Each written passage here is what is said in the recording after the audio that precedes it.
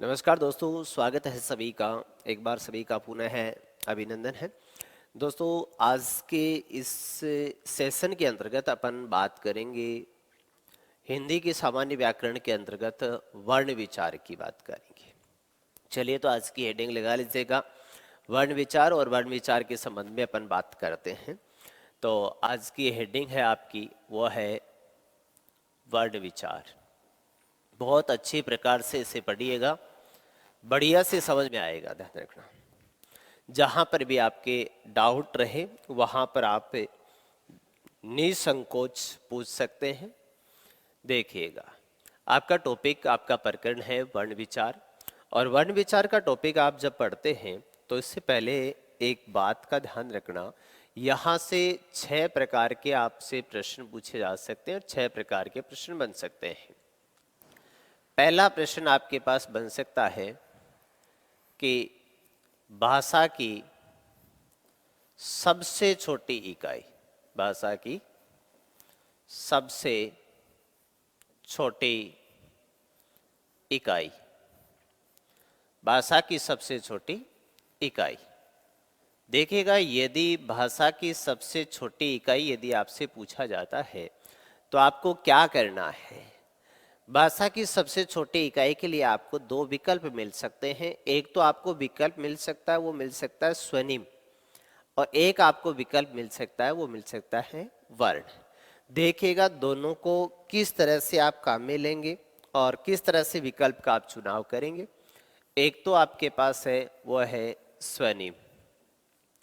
और यदि द्वितीय वरीयता की बात करें तो वो है आपके पास क्या, वर्ण। ये 2 बातें आपके सामने आ सकती हैं। एक विकल्प में स्वनिम आ सकता है, दूसरे में वर्ण आ सकता है। प्रथम वरीयता के अंतर्गत आपको स्वनिम का चुनाव करना है। यदि स्वनिम नहीं दिया गया है तो उस स्थिति में आपको क्या करना है, वर्ण करना है। इसका मतलब विकल्प में स्वनिम भी दिया गया है और विकल्प में वर्ण भी दिया गया है। इसका मतलब एक विकल्प में स्वनिम है, दूसरे में वर्ण है। तो उस स्थिति में आपको चुनाव करना है, वो स्वनिम का चुनाव करना है, क्योंकि स्वनिम का मतलब है किसी भाषा की लिपि के छोटे से छोटे सांकेतिक बिंदुओं को क्या कहा जाता है, स्वनिम कहा जाता है। तो छोटी पूछ रखा है, इकाई भी छोटी है। देखिएगा, दूसरा प्रश्न आपसे ये कर सकता है कि उच्चारित रूप में भाषा की सबसे छोटी इकाई क्या है। किस रूप में? उच्चारित रूप में, उच्चारित रूप में, उच्चारित रूप में भाषा की, उच्चारित रूप में भाषा की सबसे छोटी इकाई, सबसे छोटी इकाई, सबसे छोटी इकाई। उच्चारित रूप में भाषा की सबसे छोटी इकाई है क्या? ठीक है, तो उच्चारित रूप में भाषा की सबसे छोटी इकाई की यदि अपन बात करें तो वो है क्या, ध्वनि। क्या करोगे? उच्चारित रूप में भाषा की सबसे छोटी इकाई यदि आपसे पूछ लिया जाता है तो आप क्या करेंगे, ध्वनि करेंगे। क्या करेंगे? ध्वनि करेंगे। जैसे अभी मैं बोल रहा हूं, आप तक मेरी क्या पहुंच रही है, आप कहेंगे आवाज, या फिर क्या कह सकते हैं अपन, ध्वनि कह सकते हैं। तो ये बात किसकी कर रहा है, उच्चारित रूप की कर रहा है। तो उच्चारित रूप में भाषा की सबसे छोटी इकाई हो गई, वो क्या हो गई, ध्वनि हो गई। एक आपसे ये प्रश्न कर सकता है कि लिखित रूप में भाषा की सबसे छोटी इकाई क्या होती है। लिखित रूप में, लिखित रूप में, लिखित रूप में भाषा की सबसे छोटी इकाई, सबसे छोटी इकाई, सबसे छोटी इकाई किस रूप में पूछ रहा है, ये लिखित रूप में पूछ रहा है। और यदि आप लिखित रूप में भाषा की सबसे छोटी इकाई की यदि बात करते हैं तो लिखित रूप में भी भाषा की सबसे छोटी इकाई है, वो क्या है, वर्ण है। ठीक, लिखित रूप में भाषा की सबसे छोटी इकाई यदि पूछ ली जाती है तो आप क्या करेंगे, उस स्थिति में वर्ण करेंगे। और एक प्रश्न आपको इन दोनों को ये जोड़ करके पूछ सकता है, ये कह सकता है लिखित व उच्चारित रूप में भाषा की सबसे छोटी इकाई क्या है। क्या पूछ सकता है? ये कह सकता है लिखित व उच्चारित रूप में, लिखित व उच्चारित रूप में, लिखित व उच्चारित रूप में भाषा की सबसे छोटी इकाई, भाषा की सबसे छोटी इकाई। अब देखिएगा प्रश्न क्या किया जा रहा है आपसे। प्रश्न आपसे ये किया जा रहा है कि ऐसी स्थिति जिसे अपन लिख भी सकते हैं और ऐसी स्थिति जिसे अपन क्या कर सकते हैं, उच्चारित भी कर सकते हैं, यानी जिसे लिखा भी जाए और जिसका क्या किया जाए, उच्चारण भी किया जाए, यानी मतलब लिपिबद्ध भी कर सकते हैं और उच्चारित भी कर सकते हैं। तो लिखित व उच्चारित रूप में भी भाषा की सबसे छोटी इकाई की यदि अपन बात करें तो वो क्या है, वर्ण है। ठीक, लिखित व उच्चारित रूप में भाषा की सबसे छोटी इकाई की यदि अपन बात करेंगे तो वो क्या है, वर्ण है। और आपसे एक प्रश्न यह भी किया जा सकता है कि भाषा की सबसे छोटी सार्थक इकाई क्या है। भाषा की सबसे छोटी, भाषा की सबसे छोटी सार्थक इकाई, भाषा की सबसे छोटी सार्थक इकाई क्या, नाम क्या पूछ रहा है? देखो प्रश्न को सही समझा करो थोड़ा सा। भाषा की सबसे छोटी सार्थक इकाई, आपके पास यहाँ एक नाम लिखा हुआ है, वो लिखा हुआ है सार्थक। इसका आप क्या मीनिंग लेते हैं या क्या मतलब लेते हैं इसका? आप ये कहते हैं कि इससे प्लस अर्थ प्लस अक है। ठीक है, यानी ये कहना चाहता है कि ऐसी छोटी से छोटी इकाई बताइए जिसका कोई न कोई क्या होता है, अर्थ होता है, यानी जिसका कोई न कोई मीनिंग हो, ऐसी बात कर रहा है। तो भाषा की सबसे छोटी सार्थक इकाई की यदि आपसे बात की जाती है तो भाषा की सबसे छोटी सार्थक इकाई क्या है? शब्द है। क्या है? भाषा की सबसे छोटी सार्थक इकाई यदि आपसे पूछा जाता है तो वो शब्द है। और एक प्रश्न आपसे ये किया जाए कि महर्षि पाणिनि के अनुसार, किसके अनुसार? संस्कृत आचार्य महर्षि पाणिनि के अनुसार, संस्कृत आचार्य महर्षि पाणिनि के अनुसार, तो पाणिनि के अनुसार पाणिनि जी किसे मानते हैं भाषा की सबसे छोटी इकाई? संस्कृत आचार्य महर्षि पाणिनि के अनुसार पाणिनि जी भाषा की सबसे छोटी इकाई वाक्य को मानते हैं। किसको मानते हैं? वाक्य को मानते हैं। अब आप ये कहेंगे कि सर संस्कृत आचार्य महर्षि पाणिनि जी ने भाषा की सबसे छोटी इकाई वाक्य को क्यों माना, या वाक्य को ही कैसे माना? तो संस्कृत आचार्य महर्षि पाणिनि जी ने भाषा शब्द पर जोर दिया है, और भाषा शब्द पर जोर देते हुए इन्होंने एक बात कही है कि भाषा शब्द की रचना संस्कृत भाषा की भास धातु में आ प्रत्यय जुड़ने से हुई है। और भास का अर्थ होता है, वो होता है प्रकट करना या व्यक्त करना। भास का अर्थ क्या बताया? या भास का अर्थ भी क्या है? प्रकट करना या फिर व्यक्त करना, प्रकट करना या व्यक्त करना। अब मुझे एक बात बताओ, तुम आप किसको प्रकट करेंगे, किसको व्यक्त करेंगे? भाषा वह साधन है जिसके माध्यम से हम अपने मन के भावों तथा मस्तिष्क के विचारों को बोलकर दूसरे व्यक्ति के सम्मुख क्या करते हैं, प्रकट या प्रस्तुत करते हैं। उसे किसकी संज्ञा दी गई है? भाषा की संज्ञा दी गई है। या फिर आप यूं भी कह सकते हैं परस्पर विचार विनिमय के माध्यम को क्या कहा जाता है? भाषा कहा जाता है। परस्पर विचार विनिमय, परस्पर विचार विनिमय के माध्यम को क्या कहा जाता है? भाषा कहा जाता है। तो महर्षि पाणिनि जी ने इस प्रश्न को उठाया कि आप भाषा की सबसे छोटी इकाई पूछना चाहते हैं, तो आप परस्पर विचार विनिमय क्या वर्ण से कर सकते हैं? जी नहीं। क्या शब्द से कर सकते हैं? जी नहीं। तो परस्पर विचार विनिमय किससे होता है? वाक्य से होता है। इसलिए संस्कृत आचार्य महर्षि पाणिनि जी ने भाषा की सबसे छोटी इकाई है वो किसको माना है? वाक्य को माना है। ठीक है, इन प्रश्नों पर आप जरूर ध्यान रखिएगा कि भाषा की सबसे छोटी इकाई स्वनिम या फिर वर्ण। यदि विकल्प में दोनों दिए गए हैं तो आपको पहली वरीयता में विकल्प का चुनाव करना, वो स्वनिम का करना है। और यदि स्वनिम नहीं दिया गया है तो फिर आप वर्ण करें।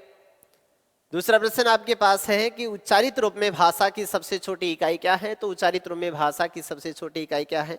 ध्वनि है। और यदि आपसे पूछा जाता है कि लिखित रूप में भाषा की सबसे छोटी इकाई क्या है? तो वर्ण है। और यदि दोनों को जोड़ करके यदि पूछ लेता है कि लिखित व उच्चारित रूप में भाषा की सबसे छोटी इकाई क्या है? तो विवर्ण है। और यदि आपसे ये पूछ लेता है कि भाषा की सबसे छोटी सार्थक इकाई क्या है? तो आप एक बात का ध्यान रखिएगा, क्या पूछा गया आपसे? आपसे पूछा गया है सार्थक इकाई। सार्थक मतलब जिसका कोई न कोई क्या होता है? अर्थ होता है। और वो किसका होता है? शब्द का होता है। और संस्कृत आचार्य महर्षि पाणिनि के अनुसार भाषा की सबसे छोटी इकाई क्या है? वाक्य है। उम्मीद है कि समझ में आ गई होगी बात यहां तक। चलिए तो भी आगे बात करते हैं। अब हम बात करते हैं आपके वर्ण विचार की परिभाषा की। आपके पास जो टॉपिक चल रहा है आपका वर्ण विचार, उसके संबंध में अपन ने वो 6 प्रश्नों की बात की है शुरुआत में। अब देखिएगा, यदि वर्ण की परिभाषा के संबंध में अगर अपन बात करें तो क्या परिभाषा निकल करके आती है आपके सामने इसकी? यदि परिभाषा की बात करें तो देखिएगा, मुंह से निकलने वाली वह छोटी से छोटी ध्वनि, ये क्या बात कह रहा है? ये कह रहा है कि मुंह से निकलने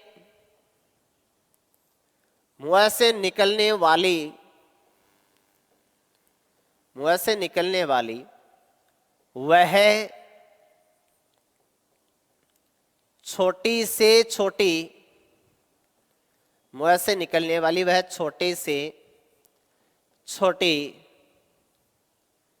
ध्वनि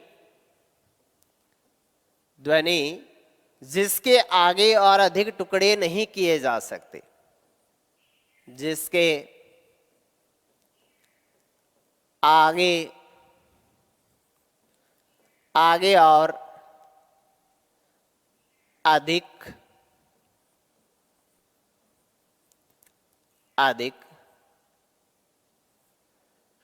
टुकड़े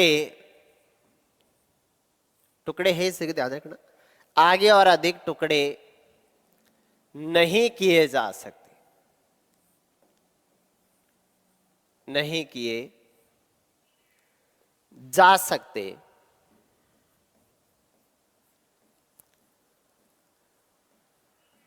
ठीक है। ये बात कह रहा है कि मुंह से निकलने वाली वह छोटी से छोटी ध्वनि जिसके आगे और अधिक टुकड़े नहीं किए जा सकते, उसे क्या कहा जाता है? वर्ण कहा जाता है। जैसे कि यदि अपन बात करें तो जैसे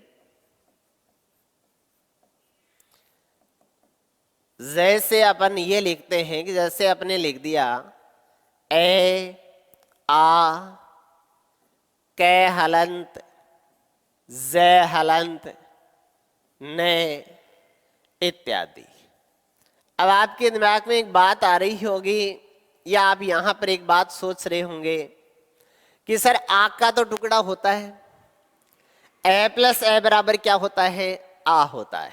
ठीक है, मान लिया लेकिन ए प्लस ए बराबर आप आ करते हैं तो वो आप जो टुकड़ा करते हैं वो लिखित रूप में टुकड़ा करते हैं, न कि किस रूप में टुकड़ा, ध्वनित रूप में टुकड़ा।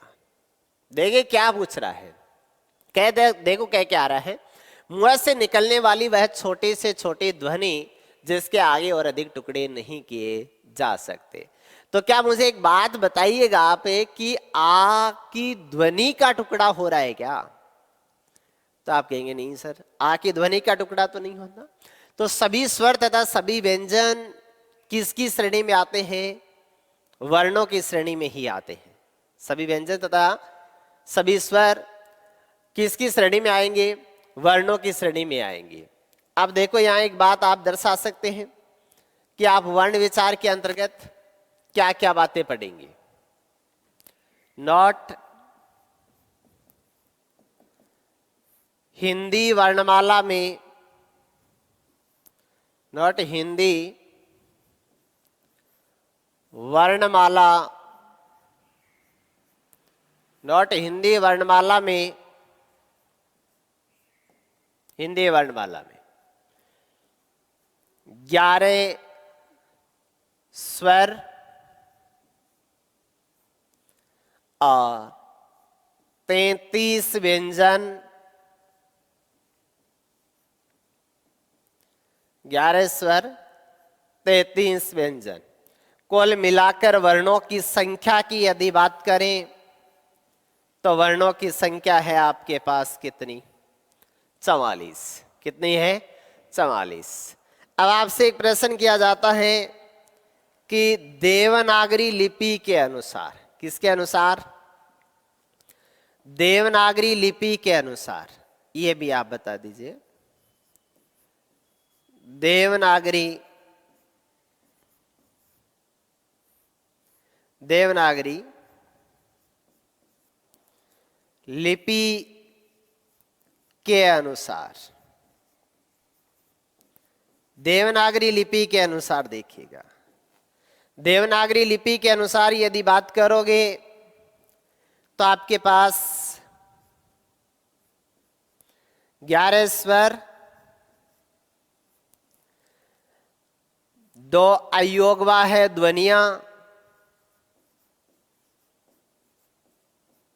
2 अयोगवा है ध्वनियां, जिसमें आप अंग और अह के संबंध में पढ़ेंगे। ठीक है। 33 व्यंजन,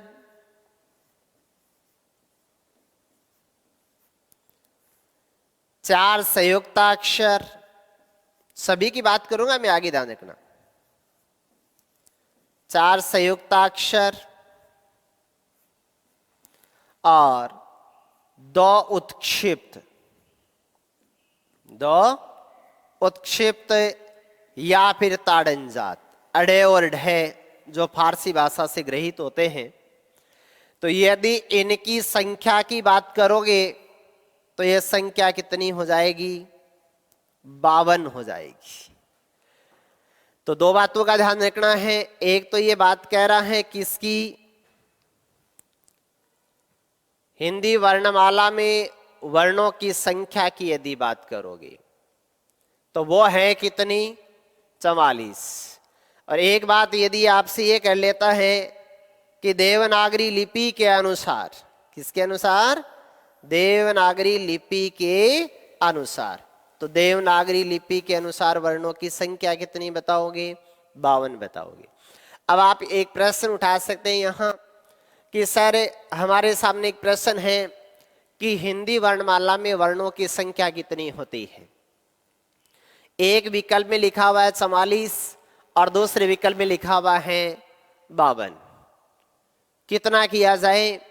तो दोस्तों ध्यान रहे 44 किया जाए, क्योंकि हिंदी वर्णमाला में मूलतः वर्णों की संख्या कितनी है? 44 है। यह तो आपके पास 2 तो अयोगवा ध्वनियां हैं, 4 संयुक्त अक्षर हैं और 2 उत्क्षिप्त हैं। यदि आपके पास 44 विकल्प में नहीं है तो फिर आप 52 कर सकते हैं। या फिर प्रश्न में ये लिखा गया है कि देवनागरी लिपि के अनुसार वर्णों की संख्या कितनी होती है, तो आपको कितनी करनी है? 52 करनी है। ठीक। इनके अलावा आप और क्या पढ़ेंगे इस जगह देखिएगा। एक यहां पर अपन पढ़ेंगे, वो पढ़ेंगे अंग्रेजी भाषा से ग्रहित स्वर। किस भाषा से? अंग्रेजी। नाम थोड़ा सा ध्यान रखना, मैंने प्रामाणिक नाम लिखा है अंग्रेजी। आप अगर यदि बात करेंगे, अभी कंफ्यूज मत हो, अपन ये शब्द लिखते हैं जो लोक प्रचलन के कारण शब्दकोश का एक हिस्सा बन गया। अंग्रेजी भाषा से ग्रहित स्वर, अंग्रेजी भाषा से ग्रहित स्वर। और अंग्रेजी भाषा से ग्रहित स्वर अपने पास कौन सा है? ओ है। कौन सा है? ओ। ये आपके पास ओ है। इसके ऊपर लगी ये अर्धचंद्राकार स्थिति है, इसको बोलते हैं अपन क्या? स्वनिम। क्या बोलते हैं? स्वनिम बोलते हैं। और क्या बात पढ़ोगे? एक अरबी व फारसी भाषा से ग्रहित व्यंजन भी पढ़ोगे। अरबी व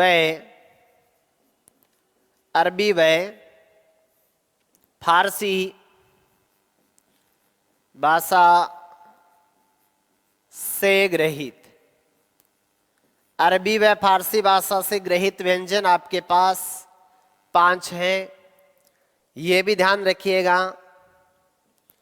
देखो, के, खे, गे,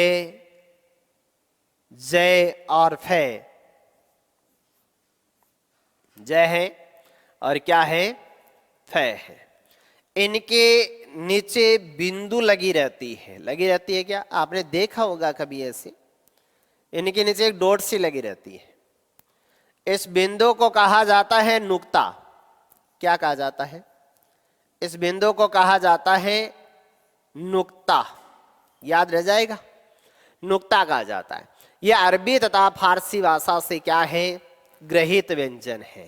ठीक है, अब आप इनका सभी का यहां पर अध्ययन करेंगे। ठीक है, बहुत अच्छी बात है कि आप बढ़िया तरीके से तैयार कर रहे हो। अच्छे से तैयार करना, बाहर से कुछ नहीं जाएगा, ध्यान रखना। कोशिश में ये करूंगा कि कोई प्रश्न आपके अपनी थ्योरी से बाहर नहीं जाए। ठीक है, तो इनका अपने को आगे चल करके अध्ययन करना है। तो अपन वर्णों को 2 भागों में बांट सकते हैं। क्या कर सकते हैं? हम वर्णों को 2 भागों में बांट सकते हैं, जिसमें एक तो स्वर है और दूसरा क्या है? व्यंजन है। इसका मतलब यहां से 2 पार्ट बनते हैं अपने पास। एक पार्ट बनता है अपने पास स्वरों का, और दूसरा अपने पास पार्ट बनता है, वो किसका बनता है? व्यंजनों का। एक तो हो गया स्वरों का और दूसरा पार्ट हो गया किसका? व्यंजनों का। तो अब देखिएगा, आप एक हेडिंग लगा सकते हैं, हम वर्णों को 2 भागों में बांट सकते हैं। हम वर्णों को 2 भागों में बांट सकते हैं। एकदम साधारण शब्दावली में समझा रहा हूं, देखिएगा। यानी अपन ये बात कह सकते हैं, हम वर्णों को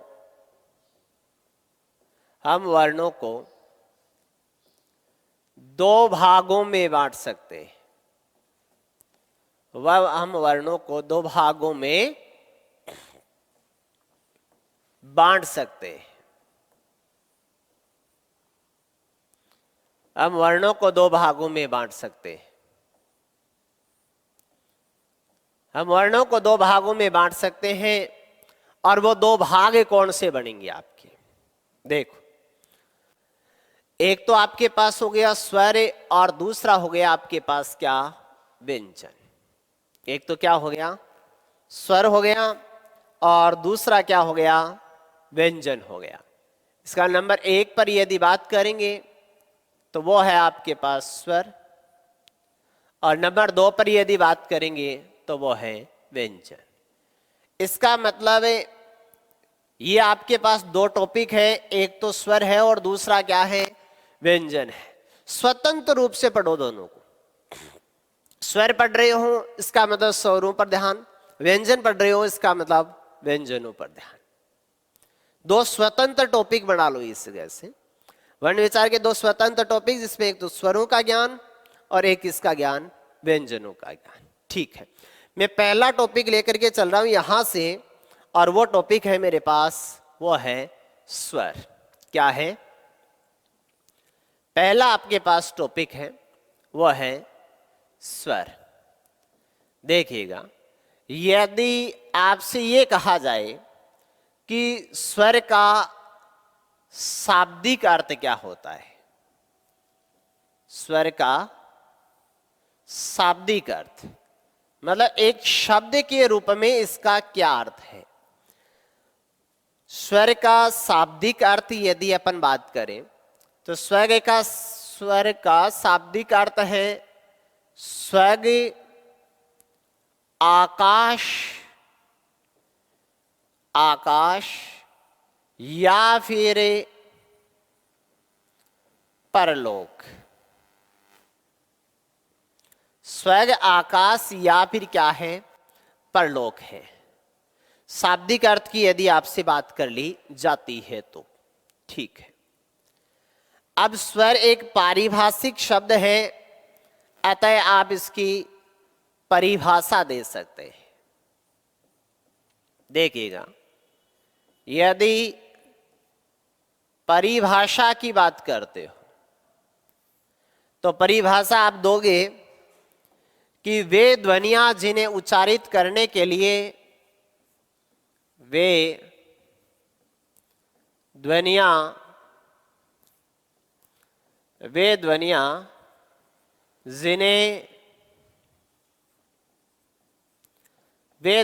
जिन्हें उच्चारित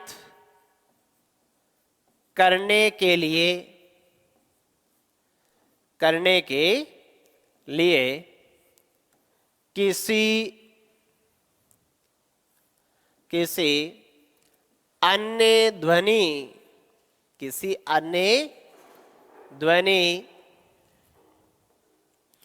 किसी अन्य ध्वनि की सहायता की आवश्यकता नहीं होती। अन्य ध्वनि की सहायता की आवश्यकता नहीं होती।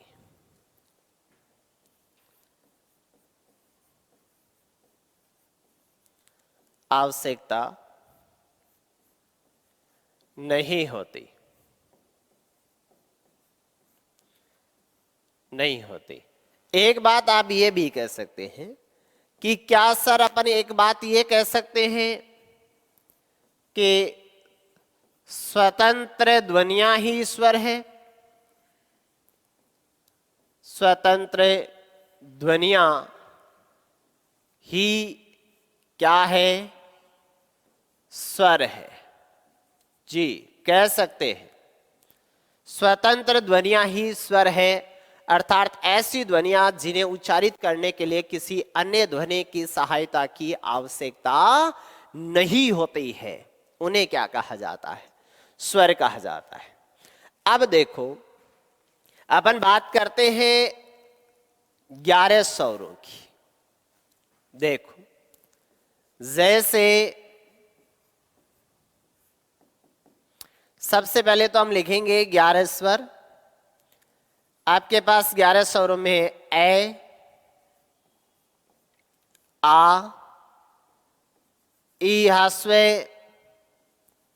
ई दीर्घ, ओ ह्रस्व, ओ दीर्घ, री, ए, आई, ओ और अव। ये आपके पास 11 स्वर है। देखो, सबसे पहले तो 11 स्वरों के संबंध में आप मात्रा ज्ञान जाने, क्योंकि यहां पर आप काफी गलतियां करते हैं। आप कहां कहां गलती करते हैं इससे मैं अवगत करवा देता हूं तुम्हारे को। देखो, आप कहां गलती करते हैं। मात्रा ज्ञान, उक्त 11 स्वरों का सबसे पहले अपन मात्रा ज्ञान करते हैं। 11 स्वरों में से ए स्वर एक ऐसा स्वर है जिसकी कोई मात्रा नहीं होती है। जैसे आप ये ऐसे लिखते हैं क्या भाई, ये व्यंजन वर्णों के अंतर्गत ध्वनित रूप में समाहित रहता है, प्रत्यक्ष रूप में इसकी कोई मात्रा नहीं होती है। तो एक बात तो ये होगी, 11 स्वरों में से ऐ स्वर एक ऐसा स्वर है जिसकी कोई क्या नहीं होती है, मात्रा नहीं होती है। 11 स्वरों में से ऐ स्वर एक ऐसा स्वर है जिसकी कोई मात्रा नहीं होती है। आ स्वर की मात्रा की बात करोगे तो एक खड़ी पाई रहती है, कोई दिक्कत वाली बात नहीं है, गलती नहीं करते हैं, लिख दीजिएगा। अब बात अपन करते हैं कि ई ह्रस्व की मात्रा, मतलब ई छोटी की मात्रा, और यहां गलती करते हैं। देखिएगा क्या गलती करते हैं। 11 स्वरों की अगर मात्रा लगाते हैं आप, तो एकमात्र ऐसी मात्रा है जो व्यंजन वर्णों के पहले लगती है, बाकी सभी या तो बाद में लगेगी या ऊपर लगेगी या फिर नीचे लगेगी। अब सर यहां पर हम गलती कैसे कर सकते हैं, देखिएगा गलती अपन ऐसे कर सकते हैं, अगला अपने से गलती करवा सकता है। अगला अपने से एक प्रश्न पूछ लेता है कि सम प्लस से धीमे किसका योग है। अब ये दो विकल्प दर्शा देगा अपने को। देखिएगा हमें कौन कौन से दो ऑप्शन दे रहा है ये। एक तो हमें ये दे रहा है व्यंजन प्लस से स्वर का, और दूसरा अपने को ऑप्शन दे रहा है, वो दे रहा है व्यंजन प्लस व्यंजन का, व्यंजन प्लस व्यंजन का। ऐसे ये दो विकल्प दर्शा देता है ये। और यहां पर आप जब इसका चुनाव करते हैं विकल्प का, तो एक बड़ी गलती कर बैठते हो। प्लस के पहले तो गलती नहीं करते हो, क्योंकि प्लस के पहले दिया गया मैं है, उसके नीचे हलंत दिया हुआ है। इसका मतलब आप कहेंगे कि सर यहां तो व्यंजन ही है, ठीक है मान लिया। लेकिन आप गलती क्या करते हैं, आप गलती करते हैं प्लस के बाद में। यदि मैं के नीचे हलंत नहीं होता तो मैं में स्वर हो जाता ए, लेकिन हलंत है, इसका मतलब प्लस के पहले तो व्यंजन है। प्लस के बाद आप क्या गलती करते हैं, क्योंकि आपको यहां पर ई दिखाई दे रही है जो कि एक स्वर है, और आप विकल्प नंबर 1 का चुनाव कर बैठते हैं और कर देते हैं व्यंजन प्लस स्वर, जो कि गलत हो जाएगा बंधु। क्योंकि धी कैसे है, धी है और क्या है, ई है, न कि ई ध है। इसका मतलब प्लस के बाद भी क्या है, व्यंजन है। इसका मतलब ये बात ध्यान रखोगे कि सम प्लस धी में किसका योग है, व्यंजन व्यंजन का योग है। तो ये किसके कारण से गलती हुई भाई, ई छोटी की मात्रा के कारण से अपन ने क्या कर दी, गलती कर दी, और ऐसी गलती नहीं होनी चाहिए, ठीक है। ई बड़ी की यदि मात्रा की बात करते हैं तो आप लगा दीजिएगा, गलती नहीं करते हो। अब मात्रा ऊ छोटे की और ऊ बड़े की में गलती करते हो क्या, आपसे यदि पूछा जाए तो आप कहेंगे कि सर नहीं, गलती नहीं करते। लेकिन मुझे एक बात बताओ कि यहां अपने पास एक संशय यह है कि रे में ऊ की मात्रा छोटी कैसे लगती है और बड़ी कैसे लगती है। बाकी की मैं आपसे बात ही नहीं कर रहा भाई, कै में कैसे लगेगी, जय में कैसे लगेगी, पै में कैसे लगेगी, तय में कैसे लगेगी, छोड़ो सभी को। जैसे लग रही है वैसे लग जाएगी, छोटी है तो छोटी है, बड़ी है तो बड़ी है, नीचे लगती है। लेकिन रे में जब आप ऊ की मात्रा लगाते हैं तो सिर्फ बीच में एक गोल सा गोठा सा घुमा देते हैं। आप न तो ये सोचते कि छोटी कौन सी है और आप न ये सोचते बड़ी कौन सी है।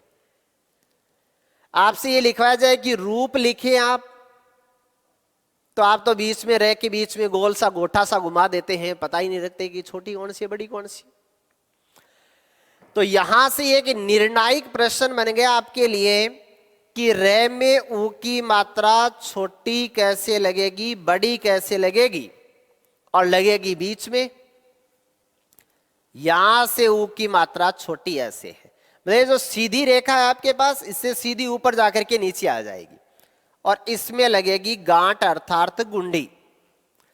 इसका मतलब ये हुआ कि सर बिना गांठ बिना गुंडी वाली छोटी और गांठ अर्थात गुंडी वाली क्या होती है, बड़ी होती है। अब मैं तुम्हारे से एक प्रश्न पूछ रहा हूं, मैं एक प्रश्न है मेरा कि गुरु प्लस उपदेश से क्या शब्द बनेगा, गुरु प्लस उपदेश से क्या शब्द बनेगा, ये प्रश्न क्यों पूछना चाह रहा हूं मैं तुम्हारे से, बताओ मुझे कारण बताओ इसका। भाई मैंने लिखा है गुरु प्लस उपदेश से क्या शब्द बनेगा, आप सभी को पता नहीं है गुरु उपदेश बनेगा। भाई गुरु प्लस उपदेश से क्या शब्द बनेगा, तो गुरु उपदेश बनेगा, ये बात आप सभी को पता है। लेकिन क्या आपने ये गौर किया है कि ये क्यों पूछना चाह रहा है। परीक्षक का माइंड समझो कि वो यदि किसी टॉपिक में से कोई बात पूछ रहा है तो पूछने के पीछे मूल कारण क्या है, और यहां मूल कारण गुरु प्लस उपदेश बराबर गुरु उपदेश नहीं पूछना है। यहां मूल उद्देश्य अगले का पूछने का कि हमें रू छोटा और बड़ा लिखना आता है या फिर नहीं आता, या दोनों में अंतर आता है या फिर नहीं आता। यह है मूल उद्देश्य इस प्रश्न के पूछने का। तो गुरु प्लस उपदेश बराबर शब्द बनता है, वह बनता है गुरु उपदेश। क्या बनता है, गुरु उपदेश। तो गुरु उपदेश में रू क्या आएगा, बड़ा आएगा। बहुत अच्छी बात है, ये बहुत अच्छा प्रश्न है। जैसे मैंने विचार करते हुए प्रश्न का निर्धारण करके आपसे प्रश्न पूछा है, परीक्षक वैसे ही पूछता है। केवल वो अपना माइंड पढ़ता है कि अपन क्या सोच रहे हैं, वो उसके विपरीत जाने की कोशिश कर रहा है, और विपरीत जा रहा है, और अपन भी यदि उसके अनुरूप यदि चले जाते हैं तो प्रश्न का जवाब सही दे देते हैं, नहीं जवाब सही नहीं दे पाते। भाई मूल कारण यही होता है कि अपन हम ये नहीं समझते हैं कि अगला अगर यदि अपने से पूछ रहा है तो वो कोई उद्देश्य निहित है क्या वहां पर, और बिल्कुल हर एक प्रश्न में उद्देश्य निहित होता है। ठीक है, अब यदि री स्वर की मात्रा की बात करें तो अर्ध चंद्राकार स्थिति में लगती है। कुछ बच्चों के हाल ये भी देखने को मिलते हैं कि रे और री में अंतर नहीं करते, कि रे और री में अंतर क्या होता है। अगर क के नीचे इस तरह से आकृति बनी हुई है या चाहे इस तरह की आकृति बनी हुई है, दोनों को ही रे पढ़ते हो, ये बंधुओं गलती है आपकी। क हलंत रे है ये, और ये क हलंत क्या है, री है।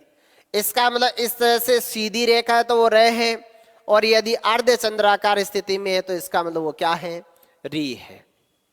जी चलें आगे। उम्मीद करता हूं कि बातें समझ में आ रही होगी सभी। ए की मात्रा और आई की मात्रा, इसमें भी गलती करते हूं। क्या गलती करते हूं, अगर आपसे क हलंत आई बराबर पूछ लिया जाए कि क्या बनेगा तो बहुत गलती कर बैठते हो। क्या गलती कर बैठते हो, कहते हो कि सर इस पर भी एक मात्रा है, मैंने इस पर भी एक मात्रा लगा दी। अरे मात्रा तो लगा दी तुमने, लेकिन वो मात्रा किसकी लगा दी ये भी तो देख लो। भाई आप एक की मात्रा की बात करते हैं तो एक होती है, जबकि वास्तविक रूप में स्वर की जो आकृति अपने पास बनी हुई है उसमें ऊपर मात्रा नहीं होती है। जबकि वो व्यंजन वर्ण पर जाएगा तो कितनी मात्रा लाएगा, एक मात्रा लाएगा, और आई पर मात्रा एक होती है, लेकिन वो व्यंजन वर्ण पर अगर मात्रा लाएगा तो कितनी लाएगा, दो लाएगा। तो यहां होगी ना जो अच्छे से होनी थी वो, कि क और आगे एक मात्रा थी, एक मात्रा लगा दी, तो एक नहीं दो लगेगी। क्यों, क्योंकि ये आई है। क्या है, आई है। तो ये भी ध्यान रखें। मैं वो बातें बता रहा हूं तुम्हें जहां पर तुम गलतियां करते हो। पूरे नंबर ला सकते हो आप, कोई संशय नहीं है इसमें। ओ की एक मात्रा कोई गलती नहीं करोगे, और औ की मात्रा में कोई गलती नहीं करोगे। अब आपको इस जगह से दिमाग लगाना है कि मैंने कौन कौन सी आपसे गलतियां होती है और कहां कहां आप गलती कर सकते हैं। वो चीजें आपके सामने उजागर कर दिए कि आप यहां यहां गलती कर सकते हैं। तो इसे आप कहेंगे, देखो अनावश्यक को छोड़ो और आवश्यक को पढ़ो। इसे बोलते हैं अपन विहंग या विहंगावलोकन। अनावश्यक को छोड़कर केवल आवश्यक को पढ़ना और अनावश्यक को छोड़कर केवल आवश्यक को पढ़ना ही सिलेक्शन है। फालतू की खिचड़ी पढ़ने की जरूरत नहीं है। किस बात का पुनः रिवाइज करना या किस बात को पुनः रिवाइज करना, इस बात पर ध्यान देना है। तो मैं यहां से यदि बातें करूं तो मैंने एक तो ई आपके पास जो ह्रस्व है उसको याद रखने के लिए कहा है, और एक मैंने बात कही है वो कही है कि रे में ऊ की मात्रा छोटी कैसे लगेगी और बड़ी कैसे लगेगी, यही बात कही है। तो देखो, एक तो ई की बात की, एक रे में ऊ की मात्रा छोटी कैसे लगेगी बड़ी कैसे लगेगी, और एक ये बात रिवाइज करने वाली है कि अपन रे में और री में क्या नहीं करते, अंतर नहीं करते, और ए तथा आई की मात्रा का ध्यान रखना है। बस इतनी सी तो बात समझने वाली है यहां पर। चलिए, इनके अलावा और क्या पढ़ोगे यहां? अयोगवा है ध्वनिया, क्या पढ़ोगे? उक्त 11 स्वरों के अलावा अपन पढ़ेंगे, वो पढ़ेंगे अयोगवा है ध्वनिया। ठीक है, देखो अयोगवा है ध्वनिया,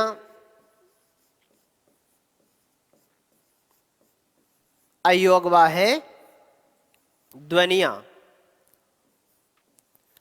इसका मतलब ये आपस में एक दूसरे के योग को वहन नहीं करती हैं। अयोगवा ध्वनियों की संख्या मूलतः कितनी है? 2 है, जिसमें एक तो आपके पास है वो है अनुस्वार। क्या है? अनुस्वार। अब ये ध्यान में रखना, अनुस्वार के रूप में कौन कौन से वर्ण हो सकते हैं? तो गे, ये, ने, ने, में, इन 5 में से कोई सा भी हो सकता है। और एक आप पढ़ेंगे, वो पढ़ेंगे ए है, यानी क्या कहोगे? विसर्ग। और यह किस वर्ण के रूप में होता है? तो यह विसर्ग आपका है के रूप में होता है, अक्षर रूप है इसका, है। और एक अपन बात करेंगे, वो करेंगे चंद्र बिंदु की। मूल रूप से अयोगवा ध्वनियों की संख्या कितनी है? 2। एक तो अनुस्वार और दूसरा विसर्ग। अब चंद्र बिंदु को मूल अयोगवा ध्वनि में सम्मिलित नहीं किया जाता है। क्यों? क्योंकि इसका कोई अक्षर रूप नहीं होता है, और अक्षर रूप नहीं होने के कारण ही इसको मूल अयोगवा ध्वनि में सम्मिलित नहीं किया जाता है। ठीक, तो ये बात भी आपके ध्यान में रहे, ये नीचे लिख लीजिएगा। अयोगवा ध्वनियां 2, इसका अर्थ निकाल लिया करो। इसका मतलब क्या है? ये कह रहा है ए प्लस योग प्लस वाह, यानी आपस में एक दूसरे के योग को वहन नहीं करते। अनुस्वार अपने आप में स्वतंत्र होता है, ए अपने आप में स्वतंत्र होता है, विसर्ग अपने आप में स्वतंत्र होता है, और आपका ए है वो अपने आप में क्या होता है? स्वतंत्र होता है। चंद्र बिंदु भी एक अयोगवा ध्वनि है, लेकिन इसे मूल अयोगवा ध्वनि में सम्मिलित नहीं किया जा सकता। कारण क्या है? क्योंकि इसका कोई अक्षर रूप नहीं होता है। जैसे अनुस्वार का गए में हो गया ना, विसर्ग का है हो गया, और इसका कोई अक्षर रूप ही नहीं होता है। चलिए भाई, उम्मीद करता हूं कि इतनी बात अच्छी प्रकार से समझ में आ गई होगी। चलिए आगे देखिएगा। अब आप उक्त 11 स्वरों को रचना के आधार पर विभक्त करेंगे। किसके आधार पर? तो आपकी जो हेडिंग है वो है रचना के आधार पर। रचना के आधार पर उक्त 11 स्वरों को आप रचना के आधार पर 2 भागों में विभक्त कर सकते हैं। कितने भागों में? रचना के आधार पर उक्त 11 स्वरों को 2 भागों में विभक्त कर सकते हैं। देखिएगा, नंबर 1, आप एक ये बात कहेंगे, मोल या रूढ़ेश्वर। मोल या रूढ़ेश्वर। देखो, एक तो आप बातों का ध्यान नहीं देते हो, मतलब कोई भी बात पर ध्यान नहीं देते हो, सीधा लिखते हो, हेडिंग को पढ़ लिया और उसके अंतर्गत लिखी गई बात को बड़ी गहराई से पढ़ते हो। कैसे समझ में आएगा बताओ? अगर आपने हेडिंग को ही सही नहीं समझा है, यानी अगला जो प्रकरण दे रहा है या नाम दे रहा है, उस नाम को यदि आप सही नहीं समझते तो आप उसके अंतर्गत निहित बात को कैसे समझ पाओगे बताओ? नाम ये कह रहा है कि रचना के आधार पर, मतलब रचना कैसे हुई है, मतलब स्वर बने कैसे हैं, स्वर बने कैसे हैं। भाई इतनी बात आप कह सकते हैं कि हिंदी के अंतर्गत स्वरों का आगमन कैसे हुआ। तो तांडव नृत्य के अंतर्गत भगवान शिव जी ने अपने डमरू को 14 बार बजाया था और 14 प्रकार की ध्वनियां निकली थी, और उन 14 प्रकार की ध्वनियों को महर्षि पाणिनि जी ने लिख दिया था या लिखित रूप दे दिया था। उन्हें इसीलिए माहेश्वरी सूत्र कहा जाता है, क्योंकि वो ईश्वर द्वारा प्रेरित तथा महर्षि पाणिनि द्वारा क्या थे? लिखित थे। ठीक, उन स्वरों को रचना के आधार पर कितने भागों में बांटा जाता है, मतलब उन स्वरों को अपन तोड़ सकते हैं या फिर नहीं तोड़ सकते।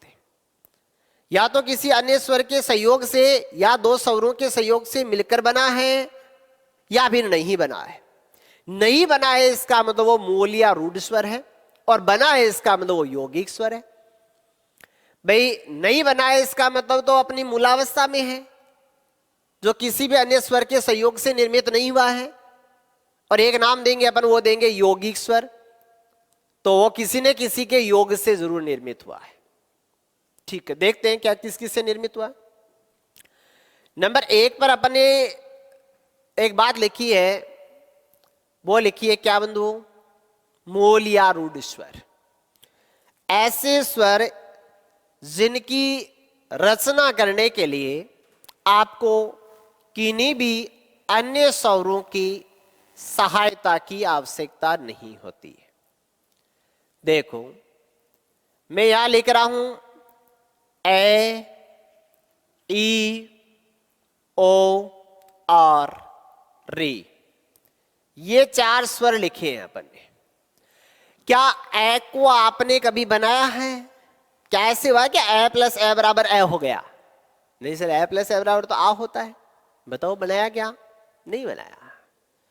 ठीक है, तो उक्त चारों के चारों स्वरों का आप खंडन नहीं कर सकते, तोड़ नहीं सकते। हाँ, इतना आप कह सकते हैं कि सर री स्वर का एक ध्वनित रूप बना सकते हम, रे और ई बराबर क्या? री। लेकिन क्या स्वर की वास्तविक जो कंडीशन थी वो आई? भाई ऋषि लिखोगे तो री कौन सा काम में लोगे? री काम में लोगे, वो थोड़ा लोगे। ऋतु लिखोगे तो ये थोड़ा काम में लोगे, ऋषि वाला ही तो काम में लोगे। ये हालांकि इसका री स्वर का खंडन है, लेकिन ये किस रूप में है? ध्वनित रूप में है। किस रूप में है? ध्वनित रूप में ये खंडन है। ठीक है, तो ये थोड़ा सा ध्यान रख लेना, ध्वनित रूप में खंडन है। और आप एक नाम और दे सकते हैं, इन्हें अन्य नाम क्या देंगे? अन्य नाम,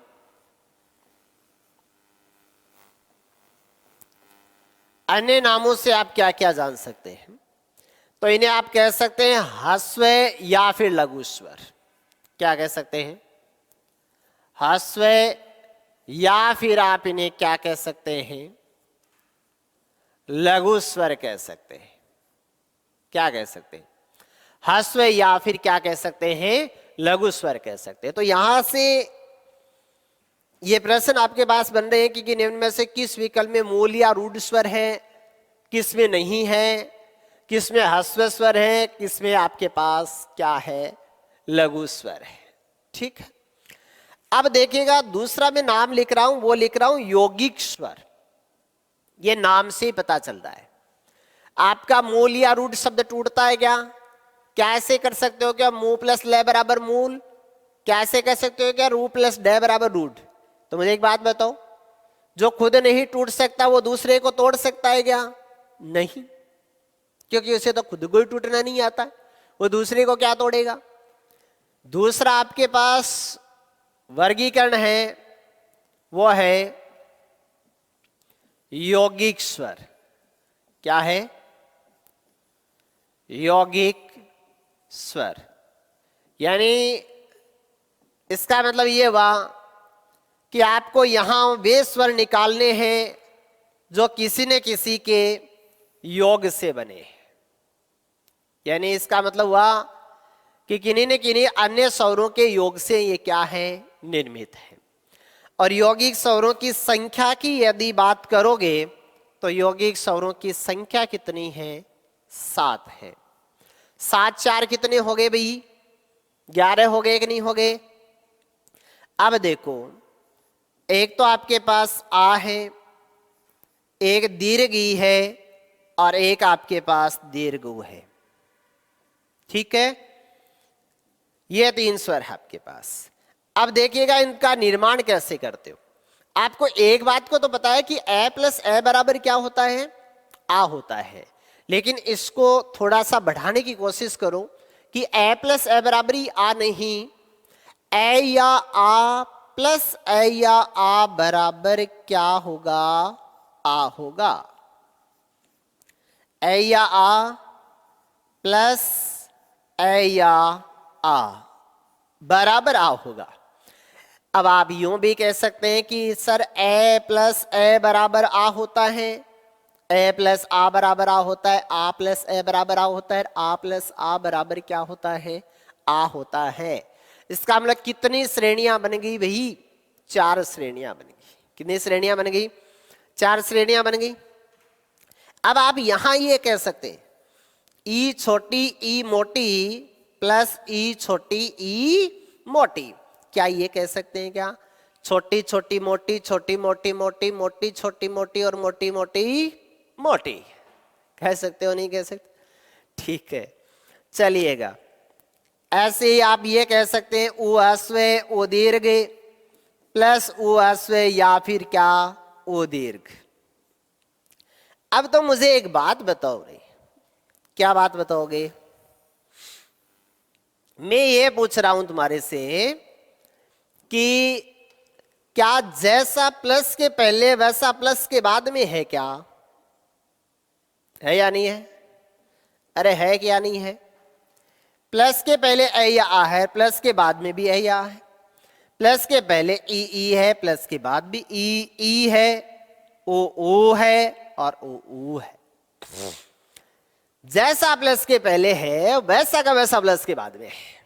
तो मैं एक बात लिखूंगा यहां, और वो बात लिखूंगा 2 समान स्वरों से मिलकर बने दीर्घ स्वर। क्या बात लिखूंगा, 2 समान स्वरों से मिलकर बने दीर्घ स्वर। बताओ ऐतराज है क्या? 2 समान स्वरों से मिलकर बने दीर्घ स्वर। 2 समान स्वरों से मिलकर बने दीर्घ स्वर। और संख्या भी लिखूंगा 3, क्योंकि है मेरे पास, है क्या, 2 समान स्वरों से मिलकर बने दीर्घ स्वरों की संख्या आपके पास है, वो 3 है। इनके लिए एक और नाम लिखेंगे, जैसा प्लस के पहले वैसा प्लस के बाद, इसलिए एक नाम और लिखेंगे, सहजातीय दीर्घ स्वर। सहजातीय दीर्घ स्वर यानी जैसा प्लस के पहले वैसा प्लस के बाद है, तो सह प्लस जाति प्लस ई है, यानी सम्मान जाति से मिलकर बने, जैसे सम्मान जाति से मिलकर बने। एक बात और दर्शा सकते हो आप, और वो ये दर्शा सकते हो कि सर ये अपने पास या हमारे पास दीर्घ संधि की परिभाषा बनी है, इसलिए आप एक बात और लिख दो यहां पर, और वो लिख दो दीर्घ संधि विधायक, दीर्घ संधि विधायक स्वर लिख दीजिएगा।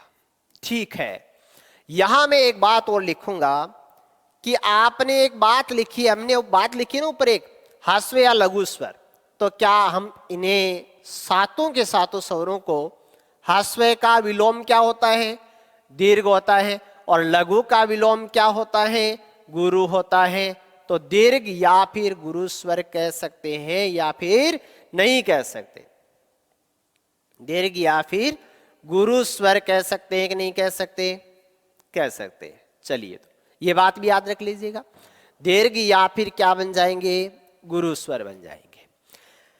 अब ये आपके पास 3 स्वर आ गए, और अभी भी आपके पास कितने स्वर बच गए भाई, आपके पास 4 और बच गए, ए आई ओ औ।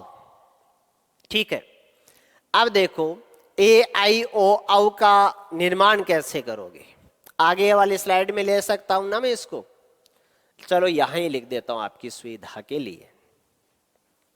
चलो तो भाई यहां लिख लेते हैं।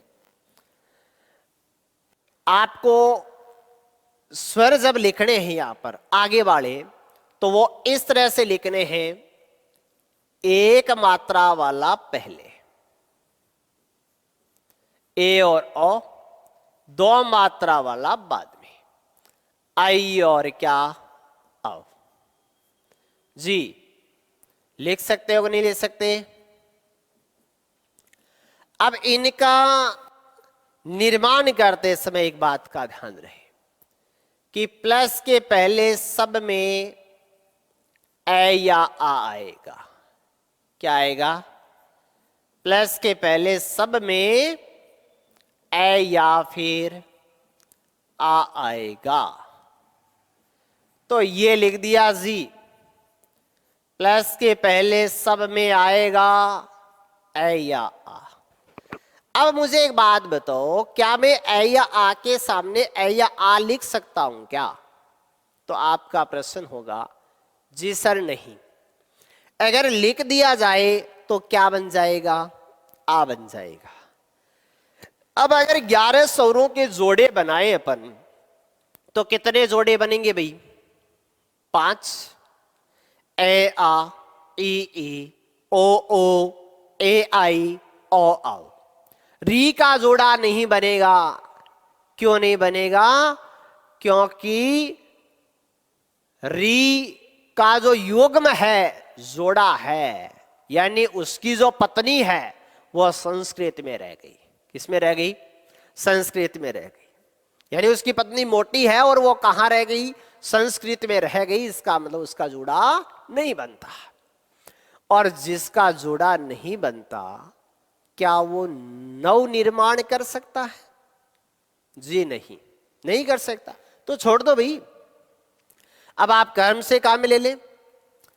ए आ के बाद ई छोटी ई बड़ी, ऊ छोटा ऊ बड़ा, ए आई, ओ आओ। ये आपके पास 4 स्वर हो गए। अब तुम मेरे को एक बात बताओगे रे, क्या इनमें प्लस के पहले है, क्या वैसा प्लस के बाद में है क्या? तो आपका प्रश्न होगा कि सर नहीं, जैसा इनमें प्लस के पहले वैसा प्लस के बाद में नहीं है। और प्लस के पहले वैसा प्लस के बाद नहीं है, तो ये बात उस बात की विपरीत हो गई कि नहीं हो गई? अरे नहीं हुई क्या भाई? ये बात उस बात की विपरीत हो गई, क्योंकि यहां प्लस के पहले वैसा प्लस के बाद में है, लेकिन यहां प्लस के पहले वैसा प्लस के बाद में है क्या? नहीं है ना। एक जैसे नहीं है। अगर एक जैसे नहीं है तो एक बात लिखोगे आप यहां पर, वो लिखोगे दो असमान, सम्मान नहीं है ये, दो असमान, दो असमान स्वरों से, दो असमान स्वरों से मिलकर बने दीर्घ स्वर। तो असमान स्वरों से मिलकर बने दीर्घ स्वर, और इनकी संख्या हो गई आपके पास 4। यहां तुमने एक नाम लिखा है सहजातीय स्वर, क्योंकि ये समान जाति से मिलकर बने, तो सहजातीय का अपोजिट विजातीय होता है, तो यह विजातीय दीर्घ स्वर है, विजातीय दीर्घ स्वर है। ठीक है, तो ये विजातीय दीर्घ स्वर हो गए। अब देखो एक काम और करो, आप यहां एक लाइन लगाओ। क्या इनकी यदि अपन बात करें तो इन पर कितनी मात्रा है? एक मात्रा है। इन पर यदि बात करोगे तो कितनी मात्रा है? 2 मात्रा है। क्या ये बात कही जा सकती है क्या कि एक मात्रा वाली गुण संधि और 2 मात्रा वाली वर्धी संधि? इसका मतलब ये दोनों के दोनों कैसे स्वर है? गुण स्वर है। ए और ओ कैसे स्वर है? गुण स्वर है। और आई और औ कैसे स्वर है? वृद्धि स्वर है। कैसे स्वर है? वृद्धि स्वर है। तो ये 2 गुण स्वर हो गए और ये 2 वृद्धि स्वर हो गए। हो गए कि नहीं हो गए? अब एक बात और लिख लो आप, हालांकि मैंने पहले लिखा दी है तुम्हें, लेकिन आप ये लिख सकते हैं कि अंग्रेजी भाषा से ग्रहित स्वर।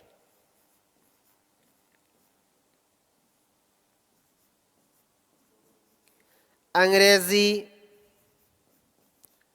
भाषा से ग्रहित स्वर तो पढ़ रही हो। अंग्रेजी भाषा से ग्रहित, और अंग्रेजी भाषा से ग्रहित कौन सा स्वर है? ओ है जी, ठीक है। और 2 अयोगवा ध्वनियां हैं, अंग और ए है। पीछे वाले स्लाइड में देख चुके हो तुम, अंग और ए है, और एक चंद्र बिंदु है। क्या इतनी बात समझ में आ गई रे? आपसे ये प्रश्न ये भी तो कर सकता है कि निम्न में से किस विकल्प में गुण स्वर हैं?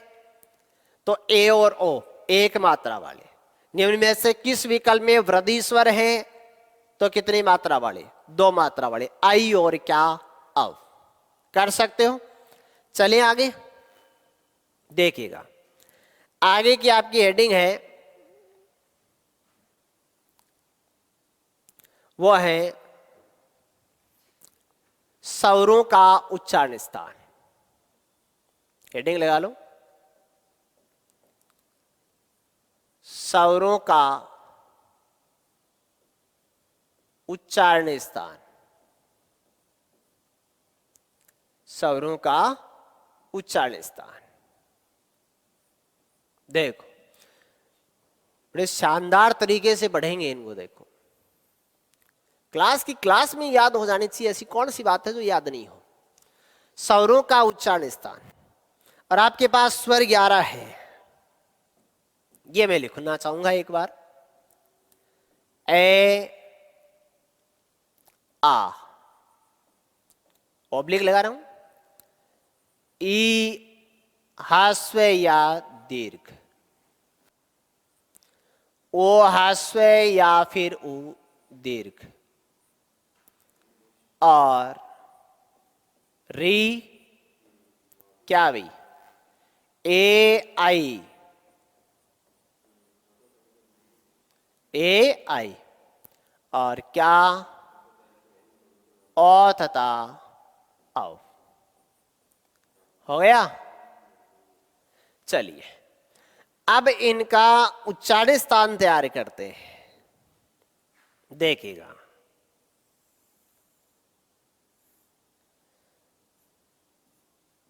ये अपना मुख्य विवर है।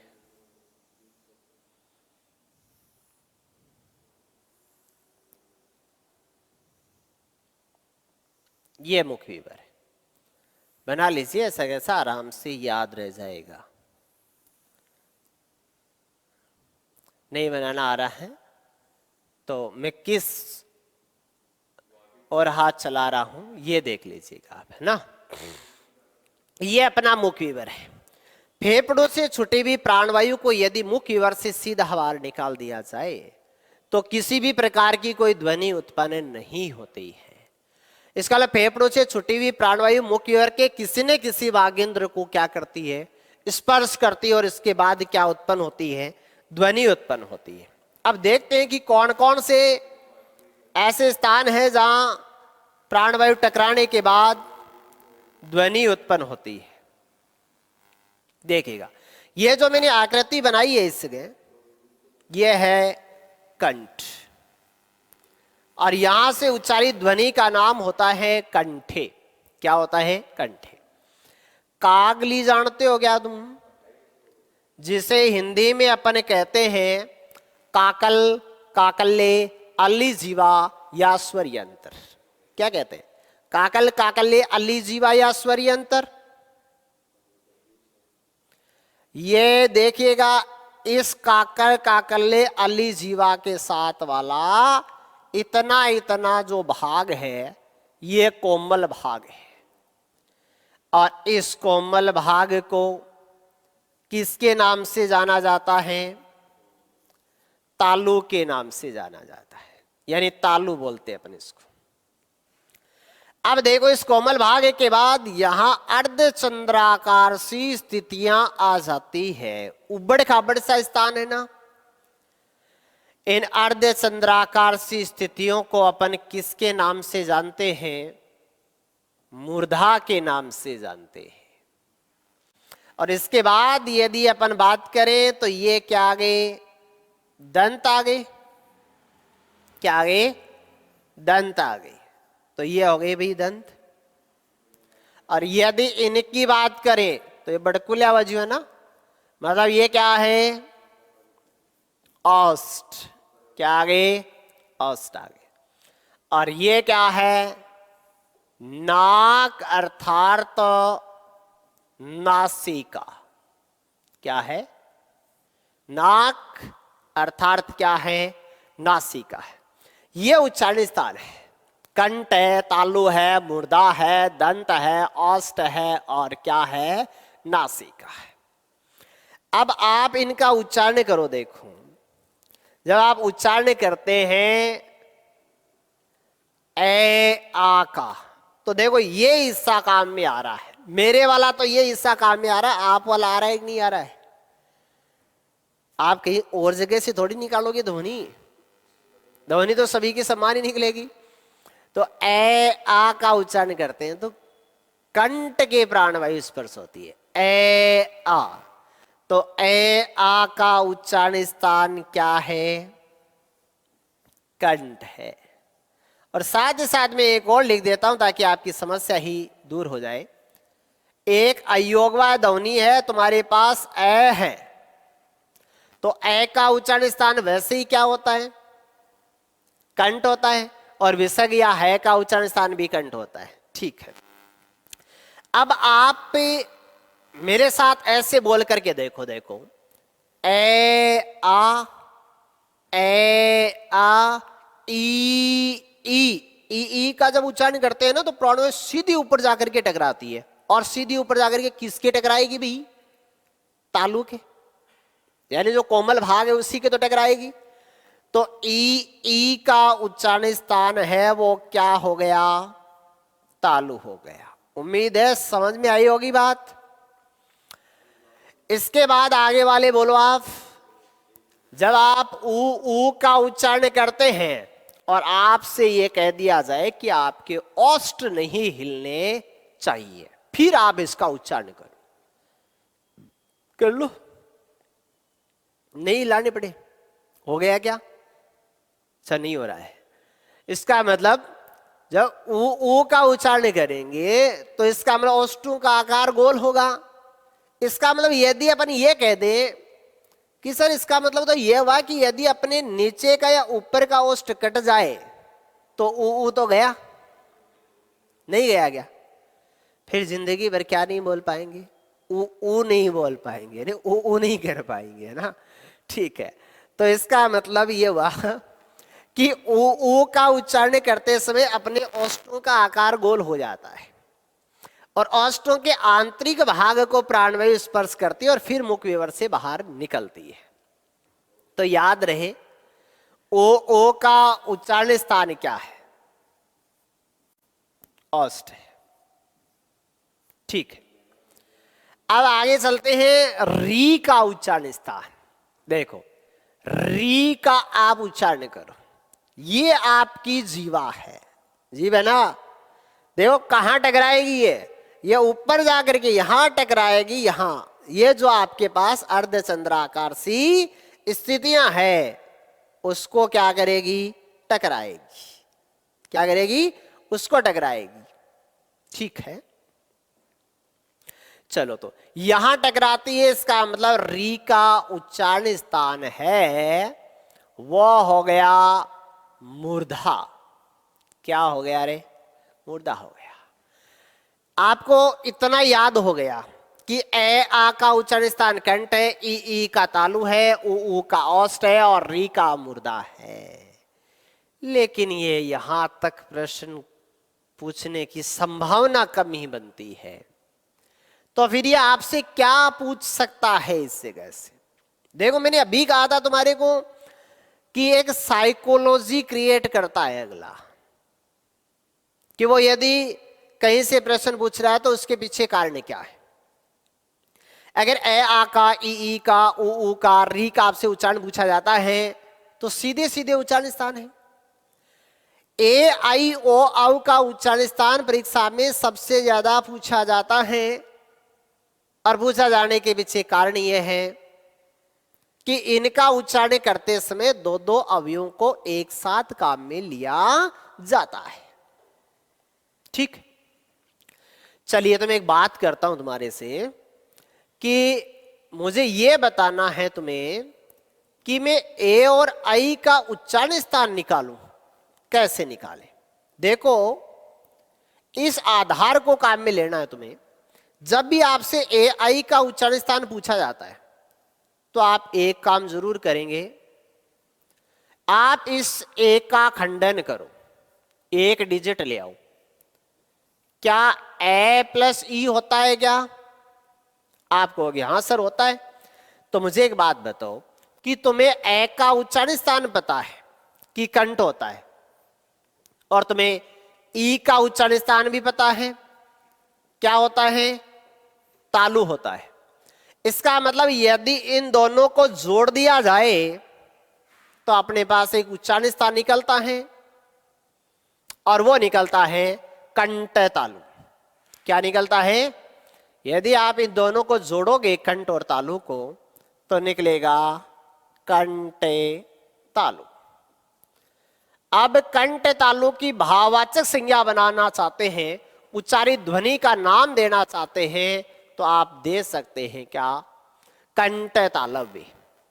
जैसे कंठ से कंठे, तालु से तालव्य, मूर्धा से मूर्धन्य, दंत से दंते, ओष्ठ से ओष्ठे, नासिका से नासिके।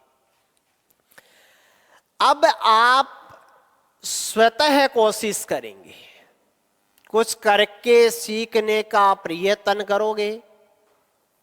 जब आपको ओ तथा औ दिया गया है तो आप दिमाग लगाओगे कि सर हम सीधा नहीं निकालेंगे, हम इसका खंडन कर सकते हैं क्या? तो आप कहोगे ए प्लस ऊ कर दिया सर। तो क्या मुझे एक बात बताओ कि ए का उच्चारण स्थान तुम्हें पता है, जी सर पता है। क्या होता है? कंठ। ओ का उच्चारण स्थान पता है तुम्हें? शाबाश। क्या होता है? ओष्ठ होता है। अब आप कोशिश करो कि आपको उच्चारण स्थान बताना है और वो बताना है किसका? ओ औ का। तो क्या अपन दोनों को जोड़ सकते हैं क्या? ए कंठ उ ओष्ठ बराबर कंठोष्ठ। क्या? कंठोष्ठ। यानी कंठोष्ठे कहा जा सकता है क्या? अरे कहा जा सकता है, नहीं कहा जा सकता? कहा जा सकता है। वेरी गुड, अच्छे बच्चे हो। बस ये तो कर सकते हो आप, बहुत बढ़िया काम कर रहे हो। ऐसा काम करो कि सिलेक्शन कोई नहीं रोक पाए, और कोई नहीं रोक पाएगा सिलेक्शन यदि आप पूर्ण सिलेबस को मेरे साथ पढ़ लेते हैं। ठीक है, अब आपके पास एक अयोगवाह ध्वनि और है, और वो है अंग। ये तो बता सकते हो यार, नासिका होता है, नाक बोल रही है, अंग नासिका। क्या हो गया? अंग हो गया नासिका। ए है मैंने लिख दिया, और एक इंपॉर्टेंट बात आ गई आपके पास, वह है चंद्र बिंदु। ये ध्यान रखना, चंद्र बिंदु को क्या कहा जाता है? अनुनासिक कहा जाता है। अनुस्वार में वर्ग का कोई न कोई पंचम वर्ण होता है, इसलिए उच्चारण क्या होता है? नासिका होता है।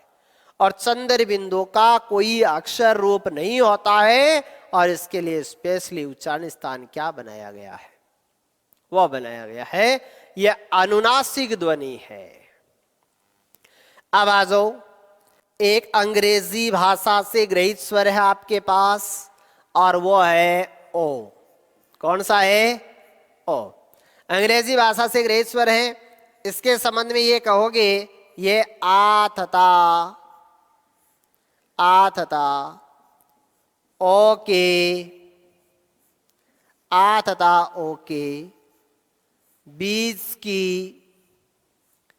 ध्वनि है। आ तथा ओ के बीच की ध्वनि है। इसीलिए आप जब नाम पढ़ते हैं, जब आप नाम पढ़ते हो ना, एक नाम बोलते हो तुम, क्या बोलते हो? रे बताया तुम्हें? आप बोलते हो डॉक्टर। क्या बोलते हो? डॉक्टर। दादाजी बोलते हैं क्या? डॉक्टर। तो दादाजी और तुम्हारे वाले दोनों को मिलाया जाए ना, तब आपका सही उच्चारण हो पाएगा। देखो, नाम लिखते हो ना तुम, क्या नाम लिखा भाई? इसे आप या तो डॉक्टर पढ़ेंगे, या दादाजी और पढ़ेंगे तो क्या पढ़ेंगे? डॉक्टर पढ़ेंगे। जबकि ये शब्द क्या है? डॉक्टर। क्या है? डॉक्टर। आ ओ ऐसे ही है। देखो, डॉ कैसा आ के साथ हो, डॉ आओ, डॉक्टर, ऐसे है ये डॉक्टर। बहुत गलतियां करते हो रे, बहुत गलतियां करते हो। करते हो नहीं करते हो? तो स्वरों का उच्चारण स्थान हुआ। चलिए, तो उम्मीद करता हूं कि तुम्हारे को स्वरों का उच्चारण स्थान साथ साथ में ही याद हो गया होगा। अरे हो गया क्या? अरे हो गया? चलो, तो अच्छी बात हो गया, तो याद करना ही था। तो एक बात का ध्यान रखना हमेशा कि ए आ का उच्चारण स्थान कंठ है, और साथ साथ ए तथा विसर्ग का उच्चारण स्थान भी कंठ है। ई का तालु है, उ का ओष्ठ है, री का मुर्दा है, ए आई कंठ तालु है, और ओ औ कंठोष्ठ है। यहाँ से ए आई और औ पूछ लेगा, ये ऐसे कह देगा कि ए आई का उच्चारण स्थान होता है कंठ तालु होता है, कंठोष्ठ होता है, दंतोष्ठ होता है, या द्रोष्ठ होता है। ऐसी चीज आप पूछ सकता है ये, ठीक है? तो अच्छे हैं, दोनों ही पूछे जा सकते, तो कंफ्यूज मत हुआ करो, उसका खंडन कर लिया करो। जैसे ए का खंडन ए प्लस ई होता है, याद रह जाएगा सीधा। ओ का खंडन क्या होता है? ए प्लस उ होता है। तो ए और उ का उच्चारण स्थान पता है, याद हो जाएगा, ठीक है? तो चलो यहां तक अपन ने बात कर ली, वो कर ली स्वरों के उच्चारण स्थान तक की अपनी बात कंप्लीट हो गई है। अगली क्लास के अंतर्गत अपन पढ़ेंगे, वो पढ़ेंगे स्वरों का वर्गीकरण। चलिए, तो तब तक जय भारत। ओके, धन्यवाद।